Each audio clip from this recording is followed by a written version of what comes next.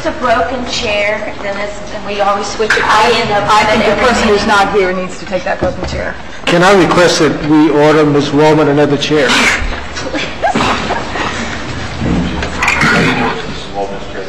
Because I end up with it every So it's Mr. Hodges now. We need a new chair up here. Just sit down in it and you'll see that you'll fall forward immediately.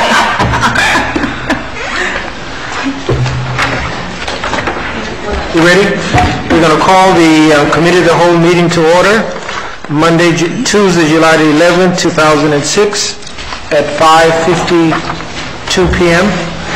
Councilwoman Bell is present, Vice Mayor Losner, Councilwoman Wallman, Councilwoman Garner, and Councilman Porter. First item on 2A is the June 27th minutes of the Committee of the Whole. Do I have a motion for approval? I'll move them. Moved by Councilwoman Bell. Is there a second? Second by Councilwoman Wallman. Any questions on the minutes? If not, all in favor say aye. Aye. Opposed? Item 2B is an FIU presentation, the Wall of Wind project. That's been deferred. That's been deferred till July 25th. Okay. Couldn't make it. Okay. Item 2C is the expansion of the Homestead Arts Entertainment and Antique District. I'll move it. Moved by Councilwoman Bell, second by the Vice Mayor. Sure. Any questions? Coming forward from Hero a minute ago. No questions? All in favor say aye. Aye. Opposed? Item 2D, tab 4 is the naming of the historic town hall. Mr. Mayor and Council, as you may know, there's a large amount of renovation inside the City Hall when the Chamber moves over to Lily Lawrence Bow Library. A renovation going on at City Hall, and there'll be new signage and a cleanup of the facade on the outside of the historic Okay, thank you. City Hall. Now, we wanted to name that because we're going to have signage there, but in our agenda briefing we talked about we have historic town hall here, but we've always been a city. We've never been incorporated as a city, not a town. So possibly instead of the historic town hall, which we have here, we may want to call it the historic City Hall. I leave that out for discussion, I guess. Yeah, Mayor. Mr. Vice Mayor? Yeah, and that was my concern, and I've only lived here half of the length of the history of Homestead, and I've never known it to be called Town Hall. It was always City Hall or Old City Hall, and I don't know that Town Hall was really historically accurate. And, you know, I kind of chuckle when I go through these little nowhere places, and they always say historic downtown, and to me, when you say that, that means something significant happened there, not that it's just historically it's been our downtown. And I was wondering if there had been a consideration of calling it just Old City Hall rather than Historic City Hall. I mean, that may be putting too much thought into it. I don't. That's my preference. Quite frankly, from the CRA standpoint, we talked to some people downtown and asked them what they thought, and that's where that name came from. In fact. Well, Ruth Campbell was supposed to be here tonight because she was the one who kind of liked that name too. And Yvonne is here to speak for Main Street, so I won't try to speak for Main Street. But whether it's historic City Hall, historic Town Hall, Old City Hall, really isn't as much the point as since we're going to be putting a sign on the outside and we're going to be doing wayfinding signage around town, we want to have one name that ultimately it gets known by. Mayor? Ms. Bell? You through, Ms. Vice Mayor? Yes, thank you. Ms. Bell? Well, I actually do like the name historic rather than just old, but I think it should remain City Hall because we never called it the Town Hall. If we called it the Town Hall, or we were the town of Homestead, but we're the City of Homestead, but I like historic City Hall. So that's my 2 cents worth on that. Any other comments from? I'd like to ask a question. Go right ahead. Yvonne, what was it called? City Hall. City Hall. Sure. He's old, getting close to home. Yvonne Rose. Yvonne Knowles, Historic Preservation Board Chair. The Historic Board also met about this and came up with Historic Town Hall. Ruth Campbell liked Historic Town Hall. That's why we followed her lead on that. I think Historic City Hall is fine. I don't think that's an issue at all. I think there was a lot of discussion regarding historic and old, and I think just from the standpoint that this is going to be hopefully very soon the historic district, officially, that we wanted to stay with the concept of reinforcing that word as you come through the district. So that's why we were pushing for historic city hall or town hall, whichever the board prefers, or the commission prefers. But we like city hall too. As I approach 50, I don't like the word old. As I passed 60, I didn't like it either. So we're happy with town or city. It's the term historic that we were pushing for. Thank you. Thank you, Bob. I'll move Historic City Hall. I'll second that. Vice Mayor moves Historic City Hall, second by Councilwoman Bell. Any further discussion? All in favor say aye. Aye. Opposed?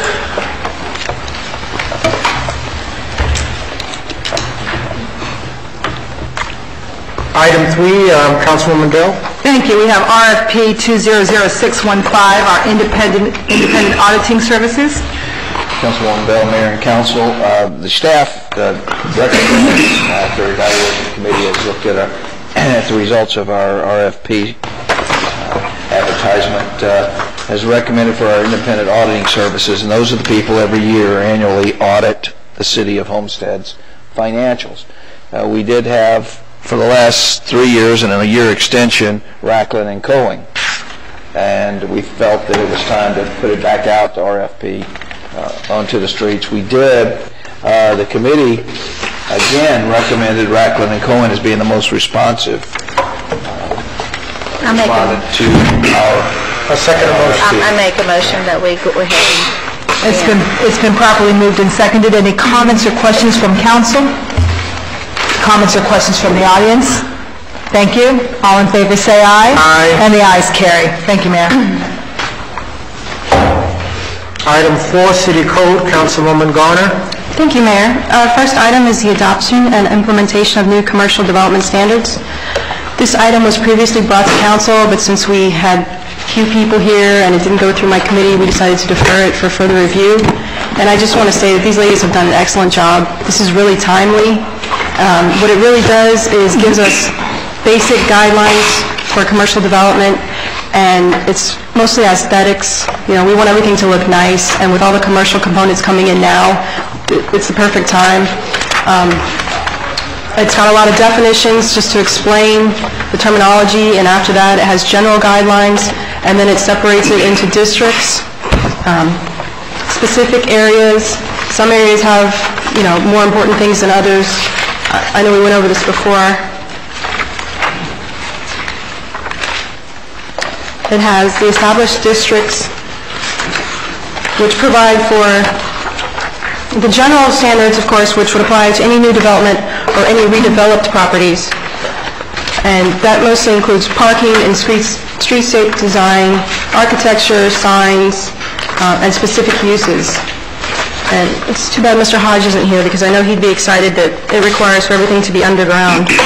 I know he has requested that before, so it's too bad he's not here tonight. Madam Chair, I'll move this one. And I'll second the motion. Okay. Is there any specific input or sections you'd like to discuss? Is there a presentation? Oh, okay. We had it before, but we could do it again.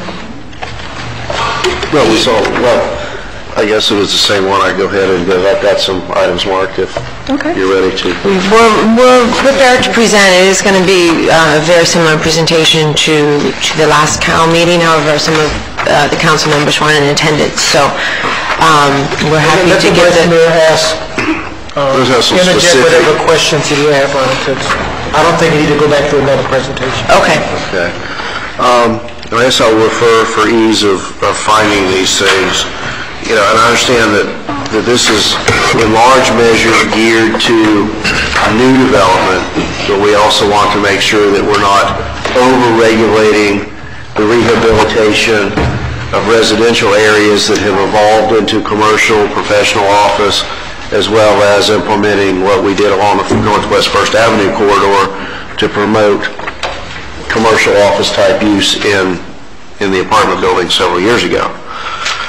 My first question would be on page 13, it would be paragraph P, where it talks about, for any submissions for commercial development, all applicants shall submit elevations, including but not limited to. Obviously, that would apply to new development. But what if someone were taking and simply establishing a new use within the four walls of an existing building?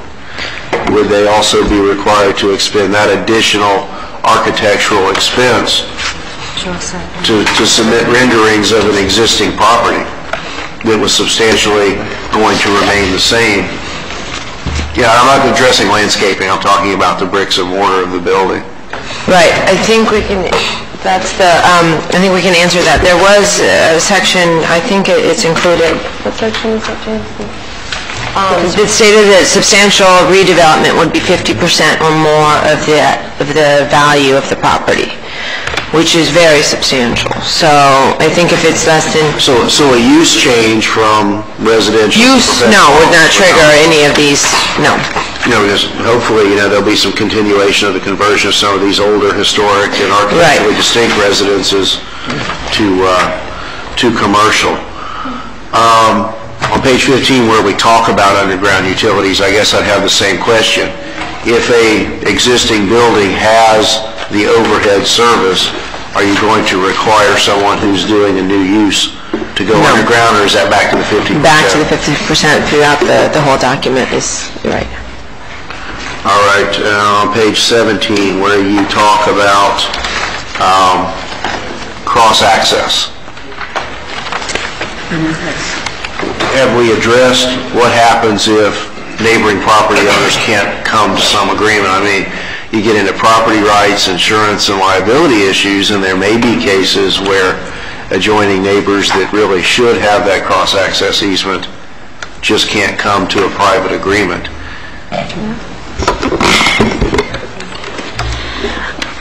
We would like to see, especially on Campbell Drive where we have some traffic issues, and on US 1, if there's already an opportunity where a new land use and it's compatible could connect, we would like to see at least the intention of this future property to at least contact the property owner and see if an effort to connect.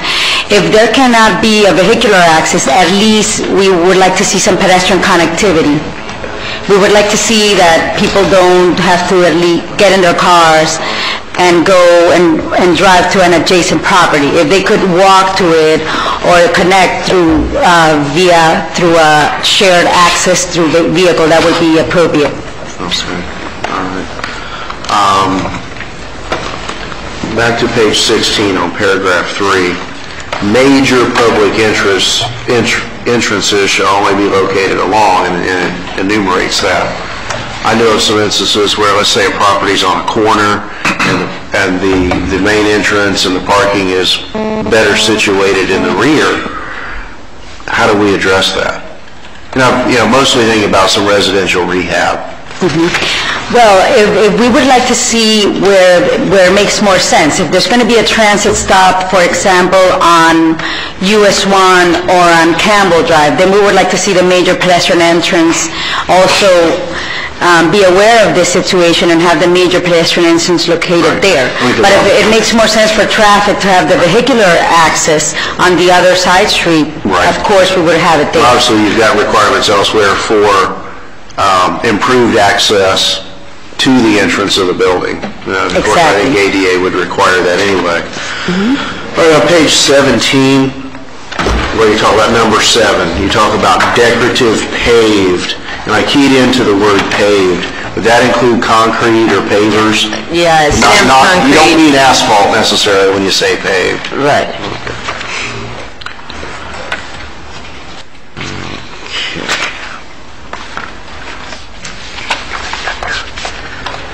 I just want to clarify, on page 20, paragraph 6, you talk about storefronts. I just want to make sure that we don't inadvertently, have someone who wants to rehab an existing building, make it look like something other than what it what it is or was or be out of character with the neighborhood. You talk about having the storefront appearance. Is that all right? No, that's just not here.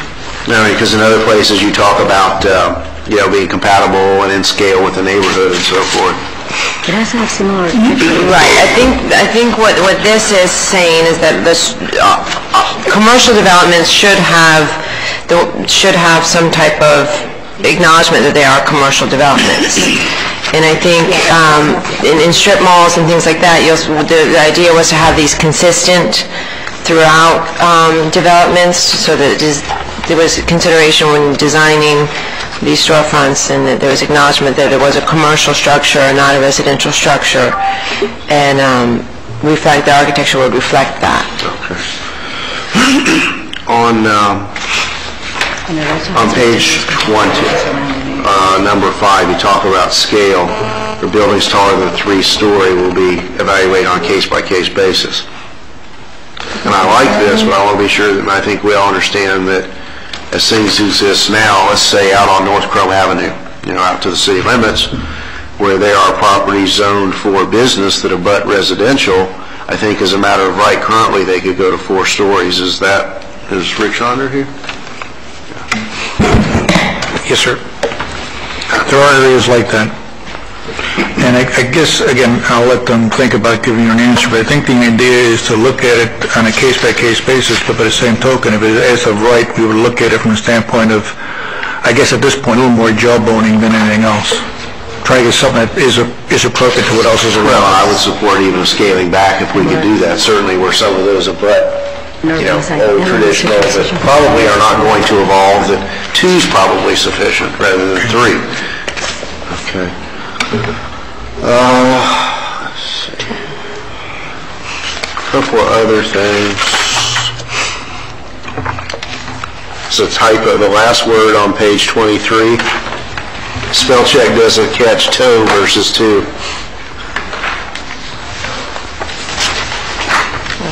Shall not exceed toe. At least we know you're paying attention, Vice Mayor. All right. Page 24. The bottom, paragraph 2, talk about driveway cuts being limited for service stations. Does that take into account where a property might sit on a corner where you may have an in and an out on both frontages? Or do you want to only have one driveway on each side that's a double driveway rather than an in and an out and an in and an out on both sides?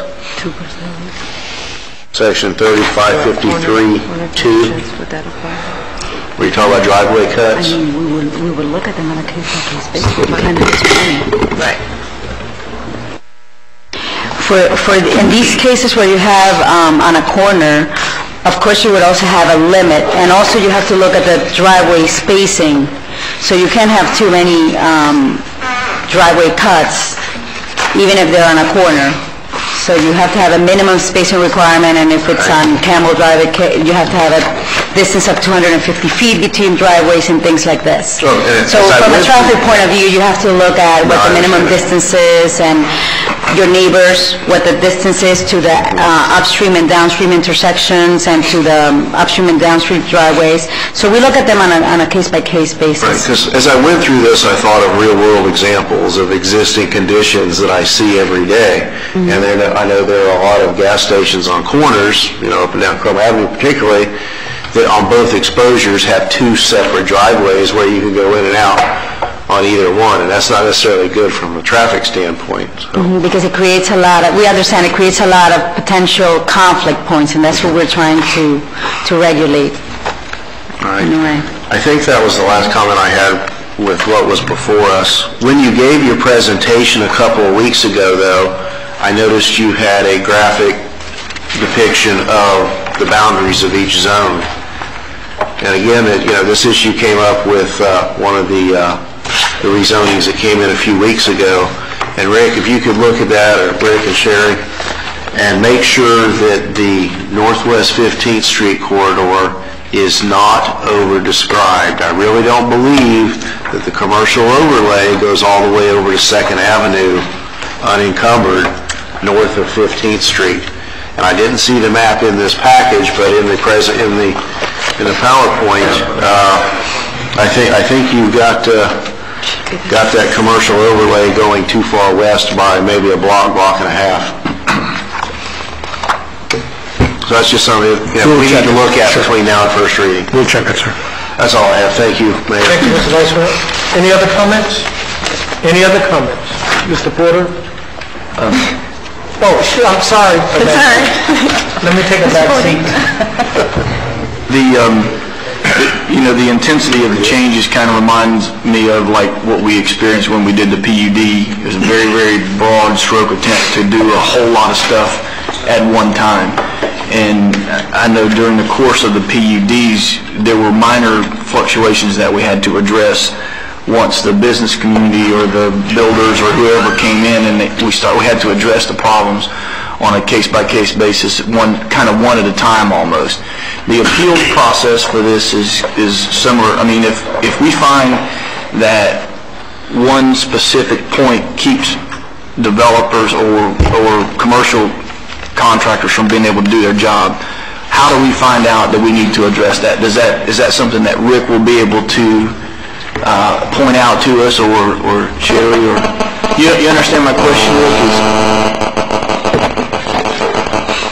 I think I do, sir. The best way I could put it is essentially, again, reading through the ordinance, there's one of the favorite expressions we got throughout it, says that is being looked at by Director of Development Services. So for practical purpose, we're still looking at these things as they come in, and if in the process of approving it, we see something is indeed a problem many, many times, we'd have to look at that. And again, this thing can be edited with a couple of readings, again, relatively quickly if we find out there's a real problem with it. So there's enough flexibility built in from the standpoint, I really think, of the people who are looking at it. And again, we're talking about the 50% as such. So a lot of small things will not really be affected by this. Anything that's larger that might be affected by this, we have the ability to look at it from a rational and actual life situation standpoint. So I think there's enough flexibility that we can take care of it.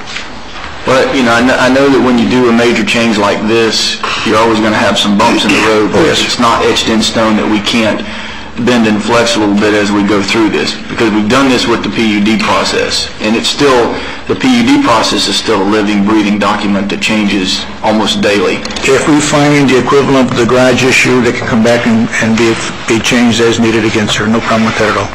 Thank you. Thank you, Madam Chair. You're welcome. Any further comments from council? Any comments from the audience?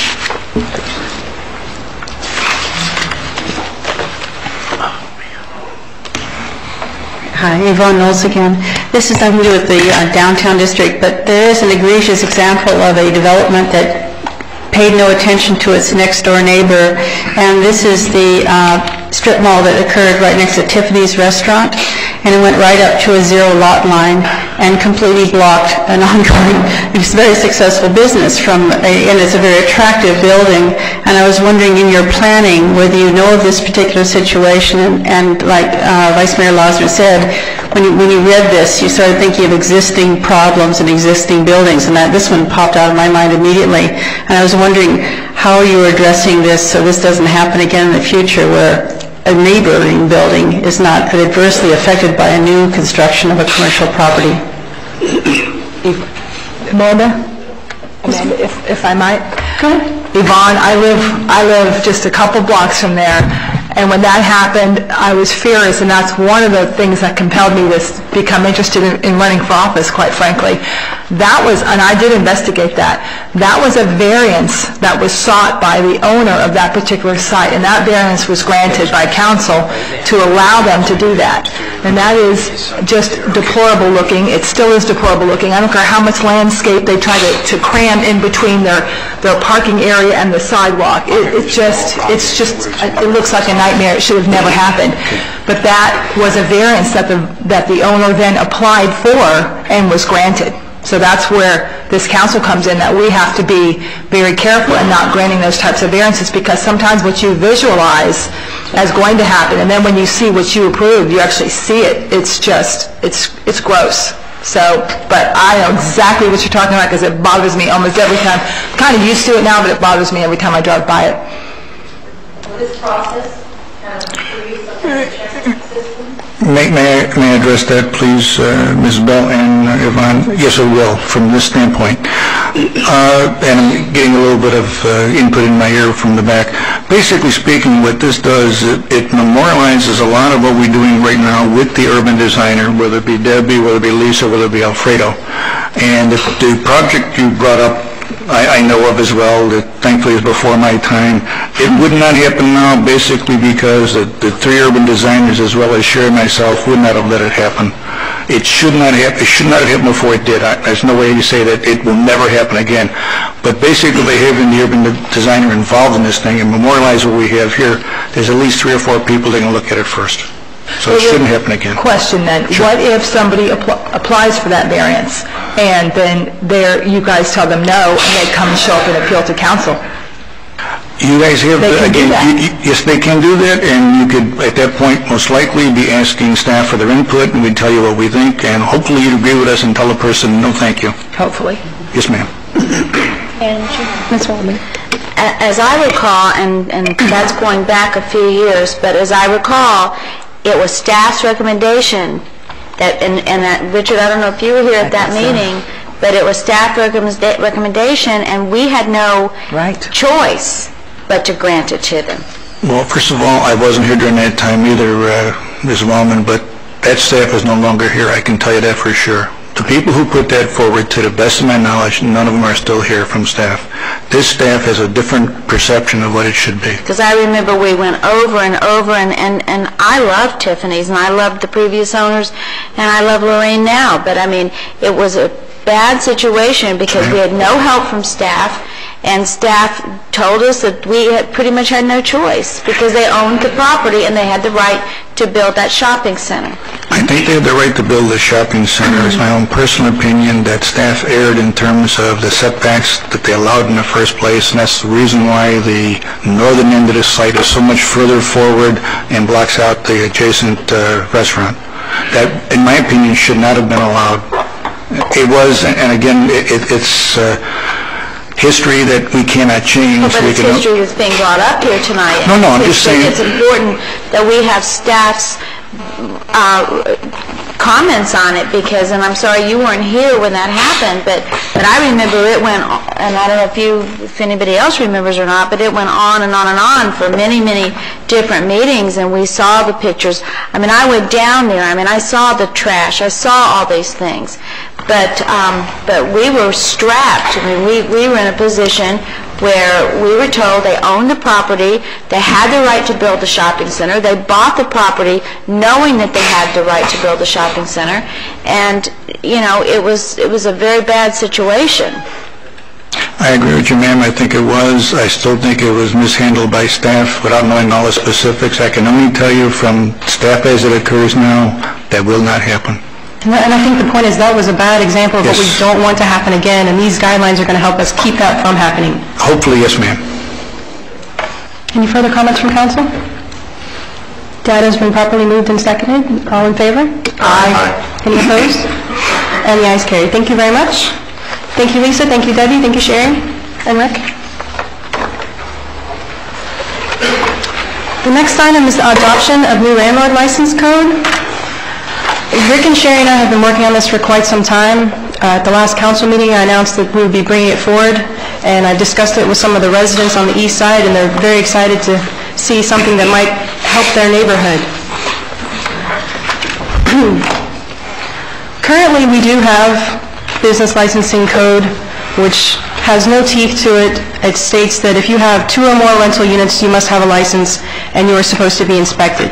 Unfortunately, we don't have the code enforcement officers to be out there inspecting them properly, so we decided to come forward with some new code that would strengthen it and provide for the enforcement. And the reason that we had this timing, we've been talking about this for a while, we decided that we needed to come forward on the 11th, which I announced. It was supposed to be on your agenda. When I saw that it was not in your packets on Friday, I came here because I'd like us to at least talk about it. That now is the perfect time to discuss it, but I would just want you to know that the licensing renewals will be coming up, is it September? In September, and that's anyone who has a license right now will have to come up for their renewal and come to the city and renew their business license So we want to beat that timeline and allow people who are currently not licensed to have a grace period to figure out what they're doing, come to the city, get their license in order, and get their inspection so everything is timely. And with now being the budget process as well, I'd like this to go forward so that we can see that we will need a new licensing technician and 2 code enforcement officers to be out there doing this. Now, we've looked at how many properties are within the city that actually do have rental units. Many of them do not have the license. So, of course, we need the licensing technician to go through all this and figure out who doesn't have it, who needs to have it, and then, of course, we need the code enforcement officers to go out there and inspect them, because everyone who lives in our community that rents a unit deserves to have a safe, up to minimum housing standards, and many of those units are not being inspected. Now, what we'd like to do is change it to anyone with 1 unit or more to be licensed and inspected, as opposed to having 2 or more units. That way it helps us know who has units that they're renting out. If you're renting out a unit, it is a business. It's a minimal fee, $50 for your application. Come in, then we know your license, then we know that we can inspect you and have someone out there to ensure that the rental is actually somewhere someone would want to live. And getting all these people on board and getting their inspections and licenses paid for will pay for the code enforcement officers to be out there actually doing the work. And we don't want to punish anyone. If you have 1 unit and it's a great place and we go out there and you get your license and you do the right thing and we inspect it and it's nice and it's up to all the proper standards, we want to give you a break. We don't want you to have to pay for your inspection next year. So we're not trying to punish anyone. We're not trying to hurt anyone. It's just everyone deserves the right to live in a nice place, because most of our residents do rent. If you look at our statistics, well over half of the residents in our city rent. And this is also a way to help our new neighborhoods that have rental units that have no control over who owns them. We have people who complain that their neighbor rents and they don't listen to their complaints and their homeowners association can't do anything about it. So we want the accountability to be held on the property owner. And this new code says that if the property owner is not going to fulfill the obligations and they get code enforcement violation after violation for having rude or improper behaving tenants, we're going to hold the property owner accountable. And you may have to go before the special master. And the special master may, at worst case, take away your license for 6 months. But I think that's really going to wake people up so that they know, I need to be taking care of my unit. I don't live here, but I rent it out, and I don't want the neighbors to have hassles with this. So, Ms. Waldman? And I'm a little bit dumbfounded because I didn't get it till yesterday. Right. I was really busy yesterday, so I didn't even get to take it off my computer until this afternoon. And I downloaded it this afternoon and copied it, started going through it. I have so many questions, I don't even know where to begin. But I will say this, I do know that on the east side of the highway that many of the homeowners associations are taking matters into their own hands, and they are putting forth policy where they are screening the tenants, and they are requiring to have credit checks. They have a board that they have to go before now, and they have to get permission to rent in that area. I know the Villages of Homestead, we are having a meeting tomorrow night, and they used to do that in the Villages of Homestead, and they're going to reinforce that act, I hope. Tomorrow night we're going to start doing that again, having credit checks, applications. People are going to be screened and have to go before a board before they're going to be allowed to move into the villages. But we used to do that before, and now we're going to go back to that, using the example of Waterstone and Portofino and some of the others that are already doing that. I just, as a realtor, first of all, and as a landlord myself, I just don't know how. I just don't know how we're going to do this with the Landlord-Tenant Act that's already in place. Right. My question, first of all, from reading this, let's just say that Joe Smith owns six houses. Mm-hmm. That's 6 business license? Well, it is for each unit. Here. It would be one for each unit. If he lives in one of the 6 houses, obviously that one is his own residence. I'm just saying, if he Yeah, has if he has 6 six, if he rents 6, yes, ma'am. So that's 6 business licenses that Yes, he ma'am. would have to obtain. If I owned an apartment building and I had 50 units, that's 50 business licenses that No, person the would have business to obtain? license for the apartment is set up in the code right now for X amount for a base fee, so much for every, I think units above 10, and then there's So as there's a series of breaks. but if that person owned a single-family unit, whether it be a townhouse, whether it be a condo, whether it be a freestanding house, they would have to have a business license per. Yes, ma'am. Yes, ma'am. We need to keep track of all of them. And if you have 6 or 7 units that you're renting out, I'd say that definitely is a business, and you need to keep track of each one. And they'll all come the same time for renewal. You'll have to pay them all at the same time. It's not staggered. It's every September. They'll get a letter from us with all the properties that they own, that they need to come in and renew this, and they have a certain amount of time to do that. Okay, let me just think about some of the things that came to my mind.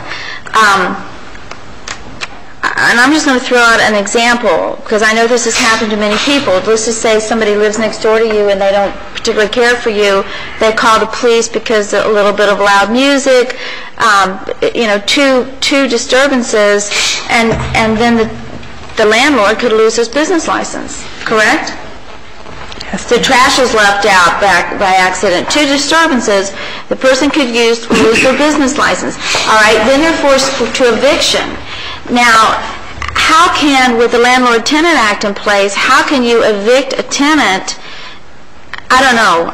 I just don't see how it's all going to play. I mean, I agree we need to take care of situations, but we also have to be very careful how we take care of the situation. Not there.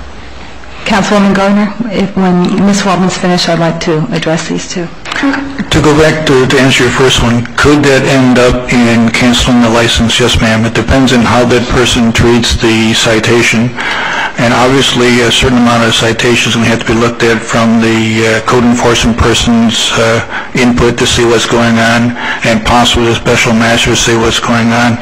But in the end term, if it's found that the person actually has tenants that are that obnoxious and noisy for neighbors, that's a possibility if they park in all. That's not a very fair statement, I don't think, to make. I mean, I use the example by saying that, and I know that this has happened. It happens all the time. The neighbor may not like another neighbor, and they make a phone call. I know with the domestic violence, somebody can just accuse somebody of doing something wrong, and that's going to go against them. And they could be completely innocent. Completely innocent. I'm just trying to think of all these, Chief Rowe, I should be addressing you here. I mean, there's a lot of different situations, and to say that if that neighbor is totally obnoxious, I mean, who's to determine that? And then you've got the Landlord-Tenant Act, and then if I'm a landlord and I say, okay, City of Homestead doesn't like you, I'm going to have to evict you, and that person says, no, I'm not going to leave because I have a lease, and then you have to go through the notices and the filing, move the furniture on the curb, then you've got a lawsuit there, then you've got a lawsuit back at the city because they were forced to evict maybe a perfectly good tenant. I mean, I don't know. I may be the only one, and Ms. Garner's nothing personal, but it's just, I'm in this business. I know how hard it's going to be, and it's scary. I have a zillion other questions, but I'll give the floor to the chair again. It will have to go through the proper procedure. Someone's not just going to be able to make a phone call and get you kicked out. It would really have to be an egregious, a landlord really not taking care of their property and really not worrying about who they rent it to and what they're doing. And that's not what it says. It will have to come before. Code enforcement is going to have to be out there several times. It's going to come to the code enforcement special master. They may decide that these threats or these complaints are illegitimate. It's not just going to be, oh, you messed up, we're going to kick you out. It's not that quick of a process, but it does need to have some teeth so that the property owners know that they are going to be held accountable eventually, that they can't just not worry about their property. There are also other things in the same basic paragraph you probably were looking at, which indicates junk, stuff like that, not taking care of the property itself, and if you renters in the facility do not take care of the property, and the only way you can do anything about it is to basically make the owner make them take care of it. Now, again, your noise question is something that you've got some valid points, but I think, as Ms. Garner said, it's something that has to go along for a number of times, and not just because somebody calls and says that you're obnoxious. Does everybody say you're obnoxious and you get thrown out? There are good requirements to look into this thing a little bit closer, but I think the basic idea of it being there, I personally think is good. And the thing about the neighbors in Westbrook and whatever the case, I was under the impression that a lot of them really would like a little more teeth from the standpoint that there are either condominiums or townhouses that are being rented. They may have not been bought for that purpose in the first place, and this would at least have a certain amount of control over it. And again, when we wrote this thing, if the property was sealed within a year and it turns into a rental, that CO is still good from the standpoint of the inspection, and as Amanda also said, we put in there that we basically are expecting, I think it's 2 inspections. If you have good record with 2 inspections, we don't inspect for another 3 years, so that we're basically looking for people that don't do what they're supposed to do. People that do what they're supposed to do, the inspections will be after the first 2 years, probably not happen for the next 3 years. If they're good, they have 1 more year, that's good, they're off for 3 years, and so you're rewarding people who are doing a good job by not being constantly around them. People that are not doing a good job, you're going to be constantly bugging them. I'm not insinuating that we shouldn't clean up all properties and that everyone should have a place that they can live in and it be a safe property. I'm saying that I don't see the way that it's written how that's going to happen. Okay. That's all I'm saying. I understand that. Any further comments? No. Thank you. Ms. Bell? Thank you. Councilwoman Waldman, thank you. You hit on a couple of points that I was going to hit on as well. Thank you very much, and I couldn't agree with you more. What this ordinance is, it is a huge, expensive layer of bureaucracy that is going to be placed square on the necks of the city of Homestead. The city of Homestead does not want to be in the rental management business.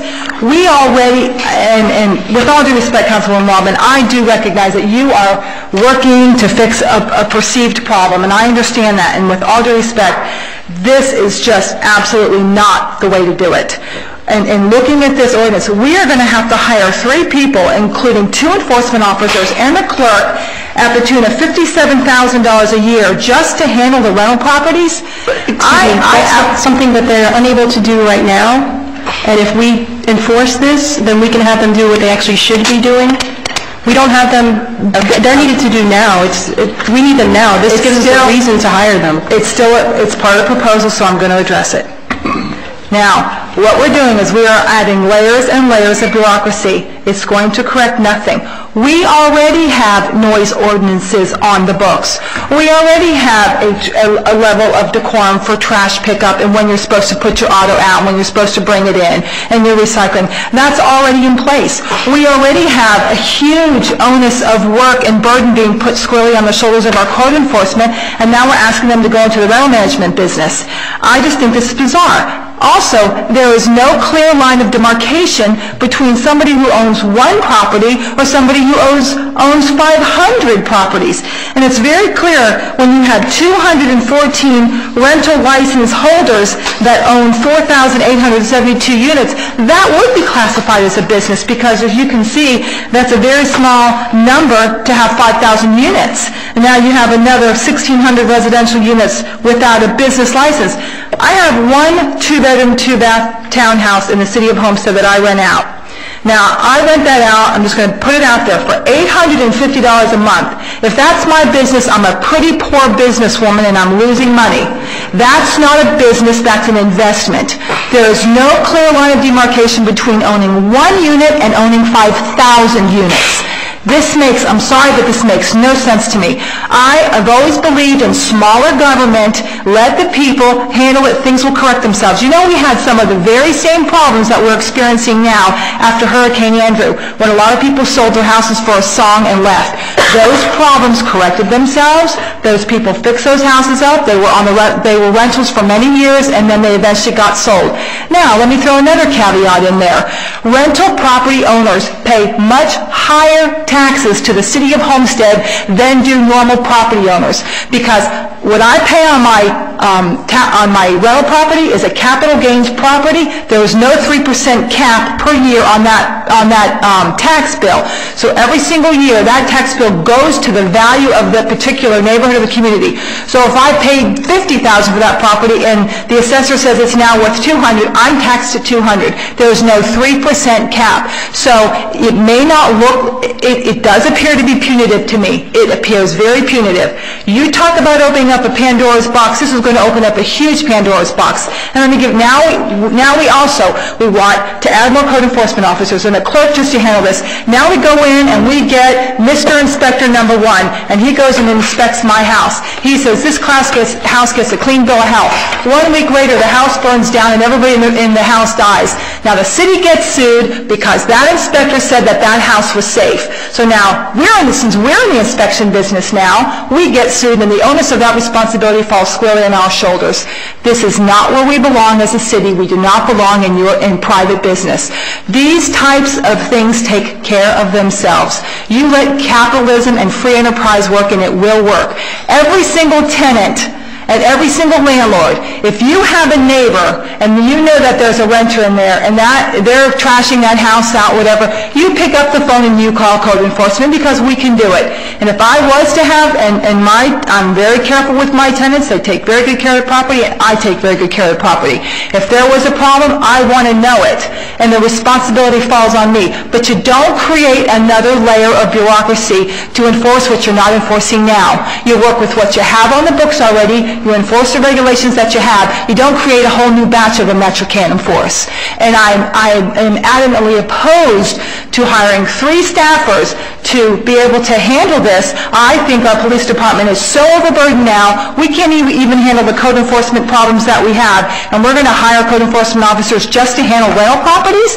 And we have to post a business license. Now, if you have 2 houses or 3 houses, now also, the guy who owns the 500-unit apartment building, he gets to buy 1 license. The people who own 5 houses have to buy 5 licenses. I'm not getting it, guys. I'm just not getting it. Also, and I do want to be very, very clear. I would challenge anybody to call an apartment house in the city. Every one you call is income restricted. It is these single-family homes that are being rented to all the new people in the military that have come here. 250 new families have now come here. They're renting in this town. I know one right now that is renting in the city while they're having a house built. You think it's not punishing? It is. It's punitive. And I don't appreciate that. Also, when does an investment turn into a business according to city or statute? And we really literally are punishing the people who pay the top tax dollars in the city of Homestead, who enable us to reduce our ad valorem tax, who enable us to say, you know what, I have the landlords in town are paying top dollar on their taxes, so it enables me to reduce your ad valorem by $1 mil or whatever our illustrious mayor recommends, because we're able to do that because of the inordinate amount of taxes that those that rent their houses out are paying. There are rules on the books. Also, if there is a noise problem, if there is an ordinance problem, we already can send our police out to it. I don't need a new rule or a new ordinance or a new law that tells me to fulfill a law that's already there. Let's just work on what we've already got. This is a layer of governmental intrusion, governmental nightmare, and you know what? It's not going to change one thing. If you think you can come in and inspect my house, you can force me to pay a license fee, you can add these layers, and I'm still going to rent to the very same person I was going to rent to before. So you haven't changed a thing. By adding this layer of bureaucracy upon the city, this level now that puts us at risk for lawsuits, by adding this layer, you have solved nothing. And it really is. Also, I have a real serious problem with no clear line of demarcation. I thought the law and the rule was already very, very strict that said if you owe, it was either 2 or more than 2 units you had to be licensed. That's strict. I mean, I don't even consider owning 2 units a business. I mean, everybody tried to live today. I mean, it takes a whole lot more than that to be what I would qualify a business, or else we're pretty bad business people. So I just want to be on the record as I would just like to strike the whole thing, and I'm sorry, Councilwoman Gardner, I really apologize, because I know that you are trying to do what you think is the best thing, but another layer of nightmarish governmental bureaucracy at a high rate that's going to be passed on the taxpayers is not the answer. It's not the answer. Thank you. Thank you for your comments, Ms. Fowl. And I don't, one moment please, I don't believe that this will affect you very much because you probably are the exemplary owner. You probably have a unit that's great and we'll charge you your $50 and give you a license, and then we won't inspect you for 3 years because you probably have a great unit. But there are people who don't do that, and they need to be held accountable. And these code enforcement officers that we desperately need, we have found a way to fund them. And if everybody in the city starts doing a good job and they don't need to be inspected, those code enforcement officers can go out and do other things that we deem our priority. Mr. Porter, did you have a comment? Well, Councilwoman Gardner, can I respond to that real quickly? If that's a backhanded way to hire new code enforcement officers, I don't think that's a good way to hire code enforcement officers. No, I'm just hoping that would be a positive benefit, that the city would that residents would realize that if they're renting out units, they need to take care of them, and eventually the problem would become lesser and lesser. But they already have to. Officers didn't spend all of their time doing that, and if they were already officers, then maybe they could help in some other area. But the point that is, wasn't the point that I was getting at. The point is they already have to. There already are rules. There already are rules about trash outside. There's already rules about noise. There's already rules. And if that they don't hold the property owner accountable. But they can. They certainly can. If they go and knock on that door and they find that they're not getting anywhere, they go on the computer and they find out the owner and they send them off a letter. There's nothing that stops that code from doing that. Nothing. May I? Mr. Porter, go ahead. Mr. Weiss, could you respond to the question of the legalities of who's responsible for, if an inspection is done, would we be responsible as a city? Cities generally do inspections, minimum housing inspections and other inspections. And as long as they do them, I think that we would be sued, but I don't think that we would be responsible, because as long as we do our job in a non-negligent way, we don't become the insurer for everyone. I think the point that you're making is, will we have liability from this? I don't think so. I think the point that Councilman Bell is making is, could we get sued over it? Yes, but it's sort of like a building inspection. Whenever we do an inspection like that, if there's a problem with the building, we could get brought in. We don't get brought in very often, hardly ever, because people realize that by virtue of the fact that we've done the inspection, it doesn't mean that we insure what's been done. So I hope that clarifies what... That's close enough. Currently on the books now, we do have a business license system for rental properties. Yes, sir. It's not been enforced. It is to a degree. Like we said, there are 214 that turn out to be the 4,600 or so units. There are probably more that are not, and we would like to be able to go after the more that are not. Well, but the point that I'm trying to get at is, this broadens the existing rules that are currently in code. Yes, sir. And what this does is require a payment for that business license, and it also requires, or by the funding of this, it allows an officer or an administrative person to address the ones that are not coming up and buying their licenses of their own free will. That was, because going back to when this originally was being discussed, was the fact that there was so much rental property out there, and there was a code, that we already had a code that addressed it as a business. Yes, sir. So to say this is new is really not, it's not really new, it's just broadened the existing code that's on the books. It's taking existing code and making it a little stronger. When we had the discussion quite a while back, we mentioned that in order to follow the code as it is now, as far as going out there and inspecting, you needed more people. One of the problems we had at that juncture was talking about the need to have something that would sustain itself from the standpoint of income. Putting this thing together, the total fees that we get from the business licenses as they are now are already pumped in the system. The addition to business license will be those who are not having a license at this point, and they should get pay for that license as it is. The other thing is there's a $30 inspection fee in the code now. We wanted to bump it up to $50 because $30 doesn't cover enough to have somebody go out there. That money and the little additional money that would come in from the people who don't have the license right now, we felt would be sufficient funds to cover the 1 technician and 2 code enforcement officers. And again, if indeed after a few years everybody is towing the line, then it may well go away by itself because it's not needed. But right now we felt that it is needed because some of this is not going away. I don't know if I've answered your question. I apologize if I haven't. Well, it does answer my question to a degree because the problem is that the code that's existing is not being enforced because there's nothing to enforce it with at this particular point. If I remember correctly, that was what we were trying to address, the fact that businesses that come into town that aren't rental, like a rental house, there's a mechanism to find out the new business. They have to come in and register, and then they pay their license fee. Yes, sir. No, but you can't, there's no way to track a business as far as a rental unit is concerned. It's much harder, sir.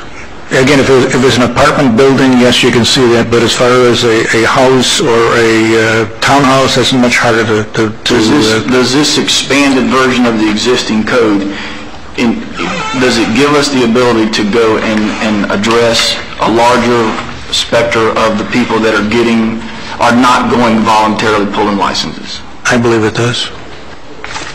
It does, first of all, by reinforcing what's already in the code, and secondly, by a mechanism which allows us to have a couple of people that can actually spend the time to go do it. And again, like we said before, and again, it's one of the reasons we talked about, this would allow us the ability, rather than have one-time funds that we would have to support a couple of people to do this, it would be funds that would continue to generate themselves for a couple of years at a time, and those funds would be used specifically to cure that ill. And again, when and if the ill goes away, then obviously the income would go away, and then theoretically the officers can either do something else, but wouldn't be the need to be looking for people who are not doing what they should do relative to rental housing. And or eliminate the code that requires business licenses to be pulled on rental anything. You could do that. The disadvantage with that, I think, is that you still, if you follow the way the code is now, you should be monitoring what's going on. If you eliminate the business license itself, you're eliminating part of the ability to monitor it. I understand, and that's the catch-22 situation that I think we find ourselves in, is because you've got an existing code that's on the books that is not being enforced because there's no mechanisms currently being used to enforce that rule. Why have it on the books if you're not going to enforce it? Either create something, if this is not it, some version of this that gives us the ability to enforce this code, or eliminate the code. That's, there shouldn't be something on the books if we're not going to adhere by it. Why write a law and don't adhere by it? Okay, I'm going to try to answer you again, and I apologize if I'm giving you not the answer you're looking for as far as being I'm not looking for an answer. I'm just saying, why have a rule if we're not going to apply any sort of enforcement to it? My opinion is there should be that rule. That rule is not something that we're writing in now. Most of the stuff that we're using as a reference is going back in a couple of the footnotes on one of those pages refers to stuff that's been in code since around 1984 or so. And a lot of it is relative to minimum standards. One of the discussions we had when we originally talked about the code enforcement and et cetera was the shotgun houses and why was anybody looking at those. Okay, the shotgun houses in and of themselves may be being taken care of by some other method. But if this was available, there may be a way in which you could look at some that have somebody going out there and inspecting it. Again, this gives you the ability to have some bodies that go out there and do the work which we think needed to be done. And we try to do this to take care of, as best we can, people who cannot fend for themselves, so to speak. And we thought the people in the newer areas were trying to avoid having the townhouse being rented without any control over it. Thank you. That helps a lot. I hope so. Mr. Vice Mayor? Thank you, Ms. Garner. Where do I start? I'm going to take notes. I guess, well, I've taken notes with you. Good. I want to draw the line in the sand and say that I fully support the intent and the concept of this ordinance as strongly as I did 2 years ago, or more than 2 years ago, when Mr. LaPrade started briefing us individually on it and talked about the need for this. Earlier I talked about I've been here all my life, and I know that by and large rental units have been the bane and scourge of this community progressing. And if this is in fact a backhand way to hire more code enforcement, then so be it. Because I view this as killing 2 or 3 birds with one stone. We have an ordinance now that we really don't have the funding to support. The ordinance before us, I believe, beefs up an existing ordinance and provides for a funding mechanism to have code enforcement to do that. I mean, I've been a criticized critic of code enforcement my entire time on this council, and the answer has always been we don't have the officers because we don't have the funding. And I've always been a proponent that with proper code enforcement, we can make the groundwork, lay the groundwork to make our problems go away. And if this is one way to do it, so be it. And I think we've got a couple of issues that there are city and county minimum housing standards. I've seen the squalid conditions in the Southwest area and in Duplex City, and they've been that way all my life. So don't tell me that the free market and capitalism will fix itself because the land boom in Homestead has come and gone and nothing has changed, because implicit in free market and capitalism is do whatever you can and get away with it for as long as you can and make as much money as you can doing it. And that mentality of absentee landlords has been what's fostered the conditions in Duplex City in the Southwest section. And clearly we've got a whole new set of issues on the speculative rental units over on the east side. Could this ordinance be tweaked to address some of the concerns of my esteemed councilwomen colleagues? Absolutely. But I think the concept and the intent of it is very important. If a landlord is, and what's really kind of perverted about this is most of these units that I would suspect are not meeting minimum housing standards are being funded with Section 8 proceeds from the Homestead Housing Authority, which is an agency of the city of Homestead. This is not punitive. This is to, in some measure, try to, and it's not punitive against renters or even owning rental property. I believe owning one rental property is an investment. I believe it's producing income. It's a business. It may not be much of a business, but it's still income producing, held for gain in the future. And I think if you're going to own rental property in the city of Homestead, you need to be held accountable for the condition of that property inside and out. Now, as for the behavior of tenants, we have nuisance ordinances on the books that, loud music, garbage, those kinds of issues are on the books. And landlords are already subject to those, and tenants are already subject to that. And I'd like to see us massage this ordinance and work on it.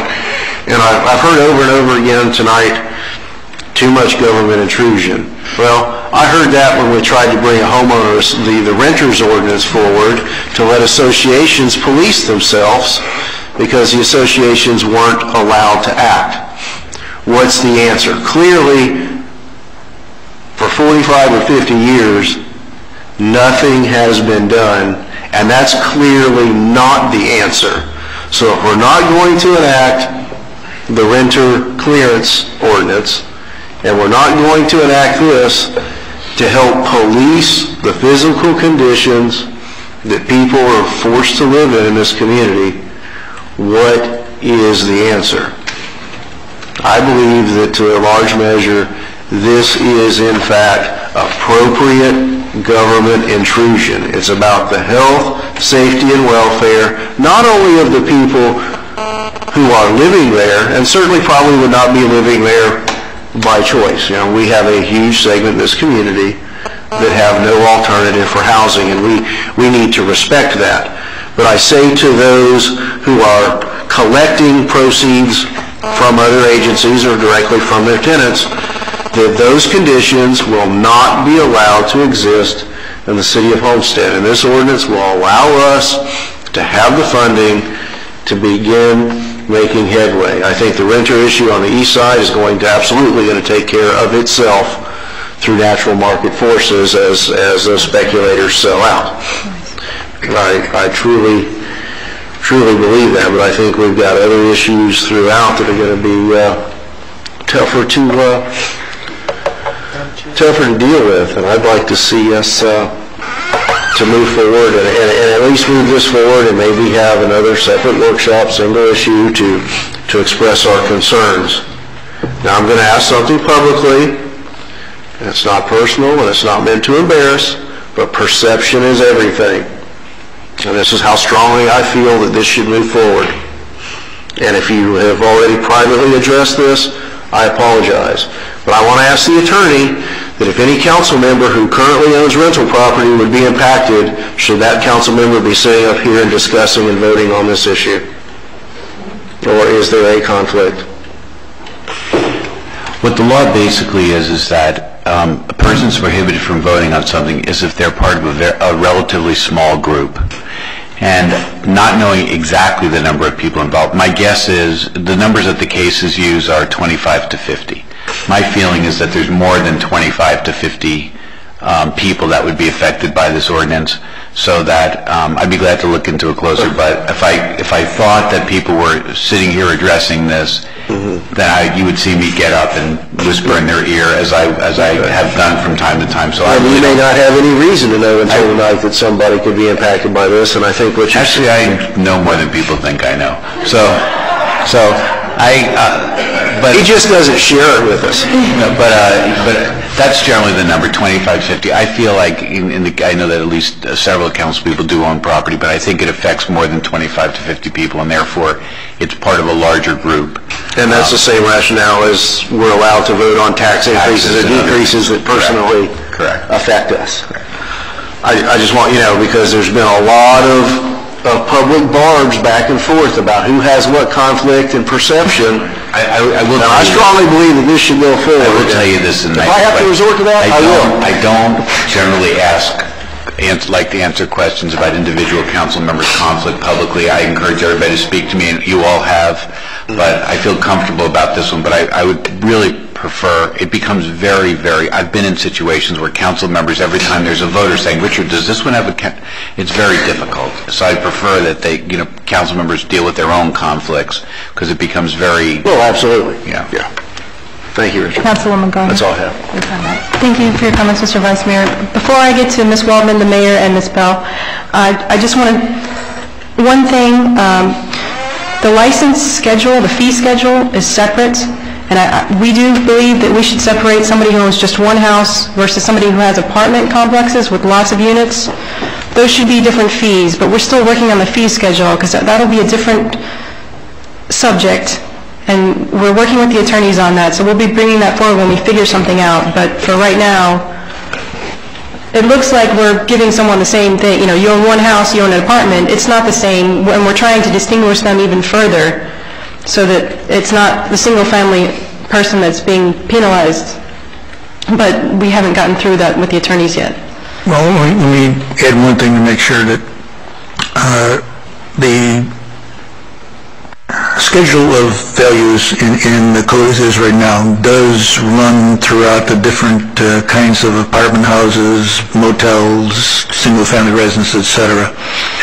That, unfortunately, as I understand from David, we cannot really touch except for 5% and a whole bunch of things and some of those numbers are so small that if you touch that 5%, you're going to increase only by a quarter. That's not what's going to happen. So what we did is we looked at the one thing, which is right now $30 for the inspection, and we suggested it go to $50. We do need to look at that one as it applies to the larger constructions. Yes, ma'am. And we need to look at that between now and maybe the next time we talk about it. Right. I just wanted everybody to know that we are trying to distinguish them even further. Ms. Waldman, you had a question? Well, I have a statement, and that is that that's precisely the reason, for example, what you just said just now, because what I've studied and what I read, I believe to be true, as according to the ordinance as it's written. So now we're saying that it may not be. I mean, for all I know when I was in the car business, I think it was 6 cars a year determined them to be a dealer. So that made them a dealer. I mean, I don't know whether 1 house, 2 houses, 3 houses, and now we're saying that the fees may be different and different from what I read here in this.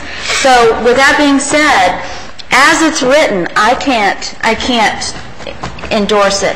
But I'm willing to go to a workshop and massage it and work it out. And no one's saying that we don't need to take care of the problems. We really do have problems.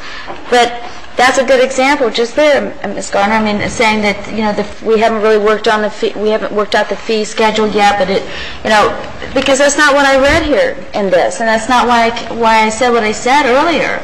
I didn't know that. That I would like to see it go to a workshop and let us sit down and talk about it and get some definite language in this ordinance, and then let us vote on whether or not we want to adopt it or not. Well, the fee schedule has to say separate. That's in a different part of the city's code.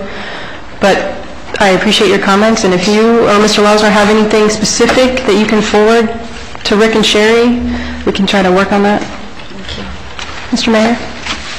Thank you, Ms. Garner.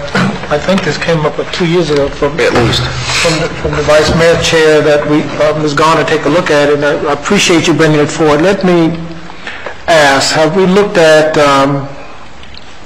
what other cities are doing with this issue? Do we have any data on what other cities, what laws they've implemented to deal with it?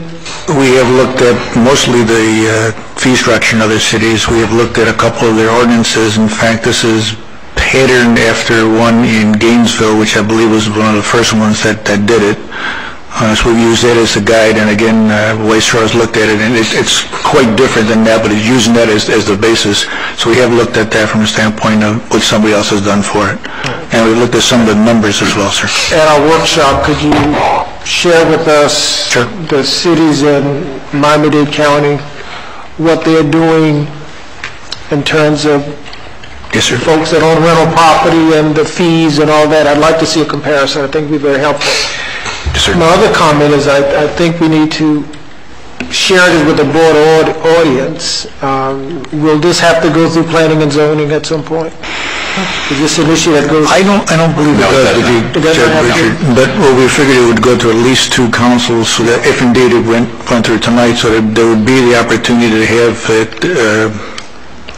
exposed to the general public. So any way in which council feels comfortable with that, another workshop, whatever, I have no problem with that. It would be helpful for them to take a look at it. I would ask that you run it through the planning and zoning. I'd be interested in their comments on it. And thirdly, have you looked at the projected revenue we institute this program? Will it be sufficient to carry the 3 people? Yes, sir. If you're renewing a license once every 3 years, most of them will be... Well, again, sir... I looked at the numbers and I wasn't too comfortable with it, so just... I believe so. Workshop with you... Yes, sir. I'll bring the numbers forward. Bring the numbers forward? Yes, sir. Ms. Bell? Thank you. Thank you, Ms. Garner.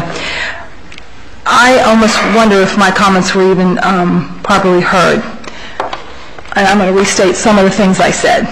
One of the things I said was, and actually, Councilman Garland, you did address it, one of my problems about this ordinance is that it was lumping a single unit owner with lumping them with somebody who owned 500 units.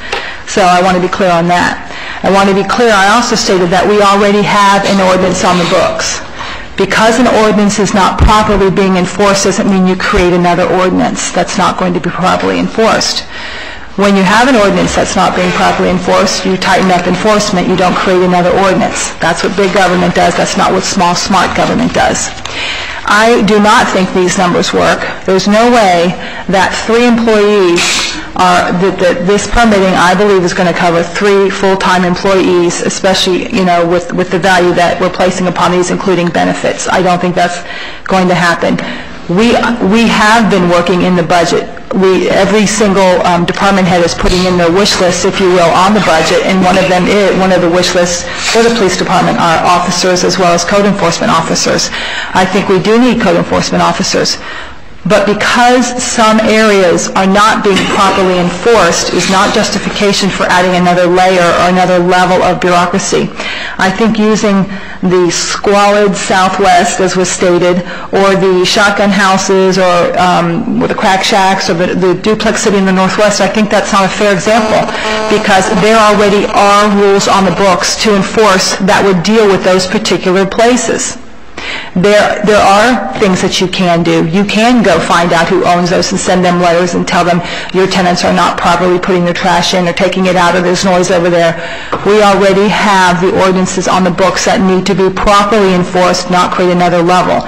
So as far as discussing this, yes, we have been discussing this for 2 years. There is a proper way to handle everything, and I do believe that Councilwoman Garner is trying to do that. I really do, and absolutely giving her the benefit of the doubt. But I am adamant that creating another layer, and I just took a look at this, like Councilwoman Waldman, I'm just reading, and what I read is, for the purposes of this article, any persons holding themselves out to the public at a given location by sign, printed matter, classified section, telephone directory, or city directory, blah, blah, blah, shall be liable for a business license tax. Any person, then it goes on, display of license, so now you have to display your license. Where I displayed on the front door of the rental property? Then it goes on, amend this thing. Again, license inspection fee, so now we're going to inspect. I have another question. I also want to deal with something else. It says, Vice Mayor said that probably the Section 8 housing that's being inspected by the Homestead Housing Authority does not meet minimum housing standards. Those houses are stringently inspected. And anybody that's walked through with an inspector, if the paint is not adequate, it's not just about safety, it's about aesthetics. If there's one pane of glass that's cracked, that pane of glass has to be replaced.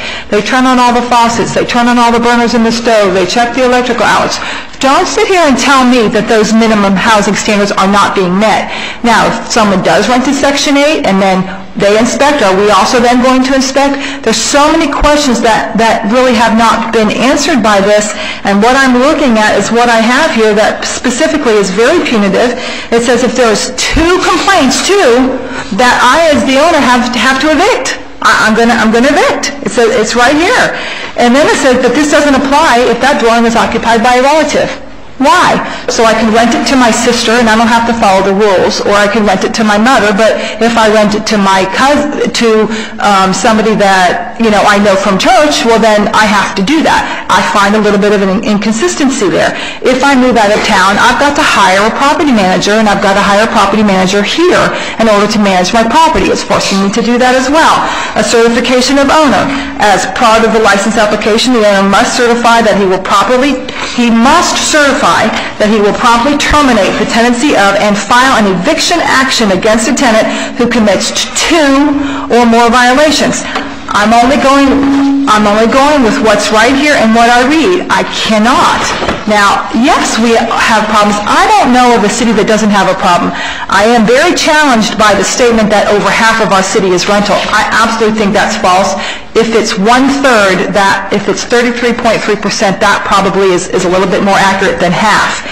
I also know that when you do have a rental problem, you deal with it. You deal with it on an individual basis, not with this type of a heavy laden ordinance that puts a great burden and onus upon the city, upon city staff. We do need more code enforcement officers, absolutely. But using this ordinance to hire code enforcement officers just doesn't sit right with me, and I don't think the numbers crunch either. Now, And I think, Vice Mayor, if I'm wrong, please correct me, when you said the renters ordinance to police themselves, were you referring to that electric ordinance that we shut down? I was talking about, yes. Okay. In order to enable the associations Right. to clear. Right. And I'm going to talk about that then for a second, since that was brought up. That ordinance that was proposed, that was brought here, that Mr. Larsner mentioned, would have compelled our City of Homestead Energy Services, our electric customer service department, it would have us reject somebody who came in with a lease if we have found that they have not gone through their homeowners group, and it put us square in the middle between the homeowners association, and the city. And there were so many problems, and not only that, it wouldn't have fixed one thing, because the problem was that they didn't even have a homeowners association. So if there was no homeowners association to get the paper from, to get your power turned on, then there was no fix. So we were passing an ordinance and a regulation that had no fix. It would have been toothless or empty, because it said the homeowners association had to give them the paper and approval to say that they could get the power turned on, but the problem was there was no homeowners association because the owners of, at that time, Waterstone hadn't given them approval to maintain control of their association. So that was an empty ordinance, but once again, the level of responsibility would have fallen squarely upon the shoulders of the electric department, and we would have said, sorry, but we don't see a paper here from your homeowners association, so we can't turn your power on. We can't put ourselves in the middle of that. Talk about some racial discrimination and some lawsuits on that. That could have very possibly happened as well because of that. I mean, there was a lot of things there. And finally, I have to say one thing. I've been sitting here for 2.5 years, and I have never gotten personal. I've always attacked issues. I have never attacked people. Never. I've always dealt with issues squarely, honestly, with integrity. I am a little upset that it was brought up that there could be a possible conflict of interest. That really bothers me that that was mentioned publicly when the first thing that I did, and also I believe Councilwoman did, was disclose that we have rental properties.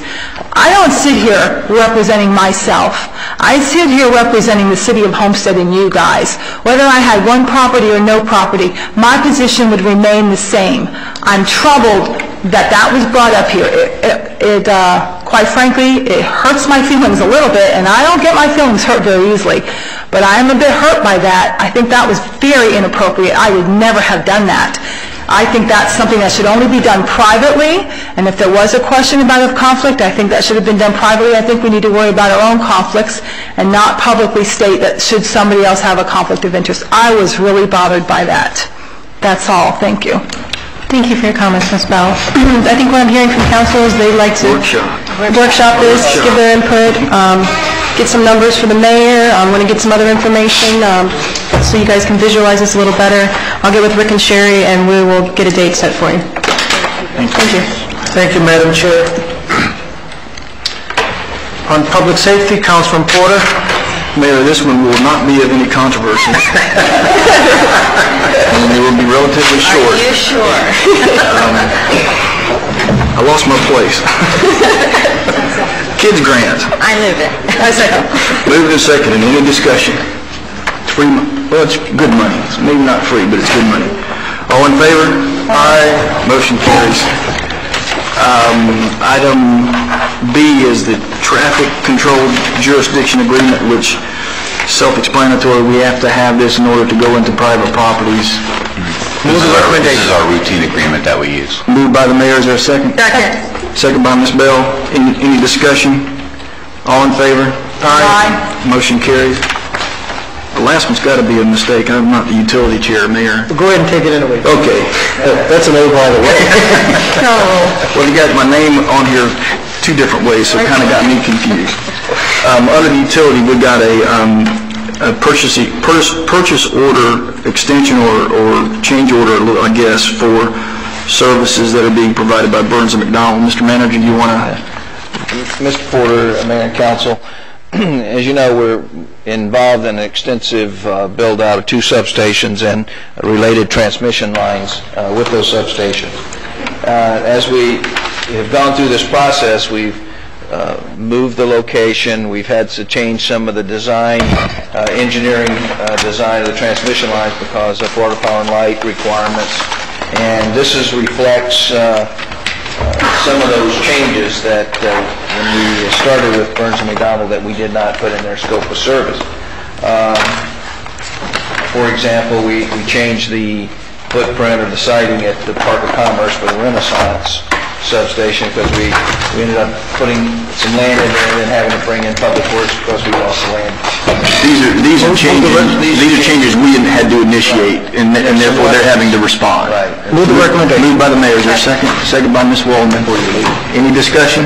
All in favor? Aye. Motion carries. That's all, Mr. Mayor. Thank you.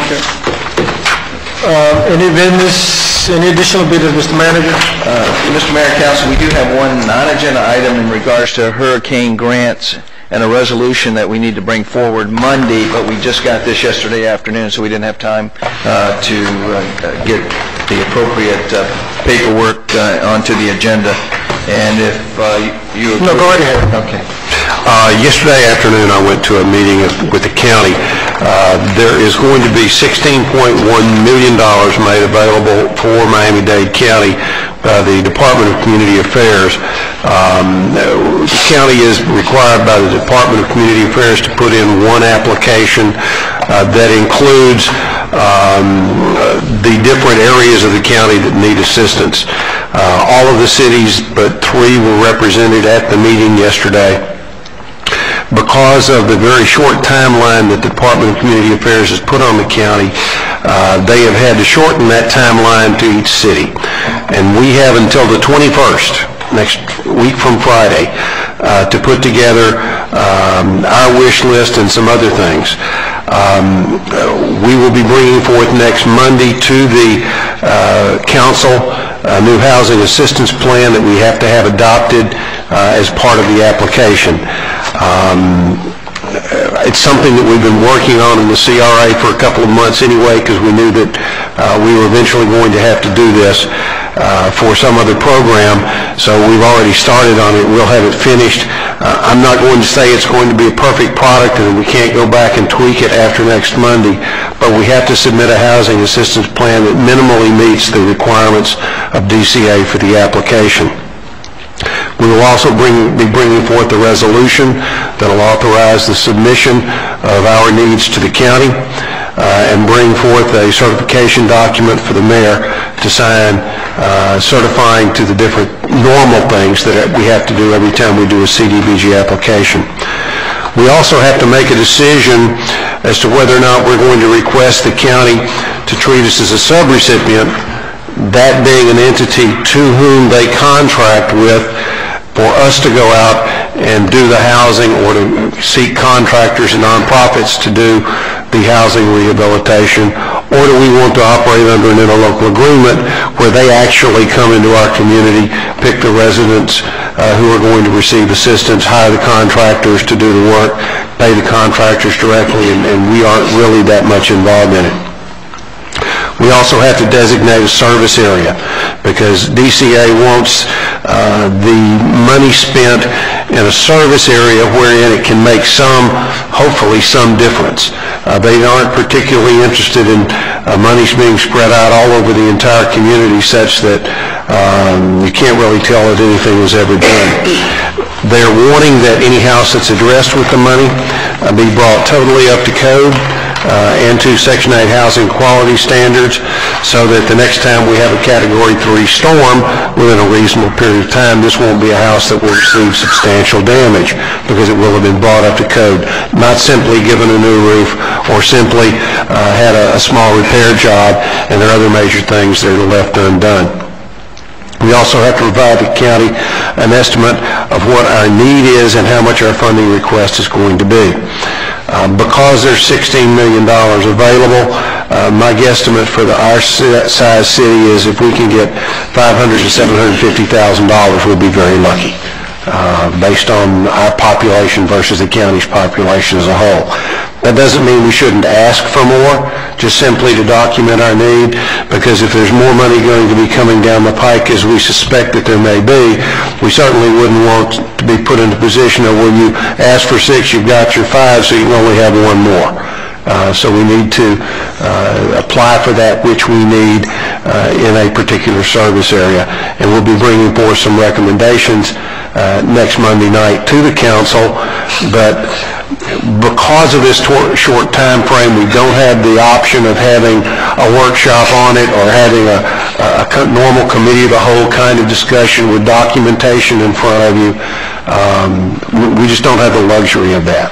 So if anybody has any questions, I'll be glad to try to answer them. If anybody has any desires that we move in a certain way, I'll be glad to see if there's a way to fold those into the application. I apologize that we don't have more time to give you more opportunity to contemplate, but this is the hand we've been dealt and the time we're given.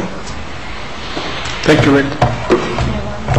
Ms. Roman? I just want to say, Rick, with your experience and all your years in the state, and and how you helped us in '92, I think that you're completely capable of putting together whatever wish list that we may have, and I know I'm not speaking for council, but I'm sure you can handle it. Thank goodness we found out about it. So we at least have an opportunity. So. You don't need a motion to request them to proceed, anything, just information? Just thinking, Mayor, make one comment. The only thing you said, Rick, was talking about whether we do an interlocal and try to manage it ourselves or let the county do it.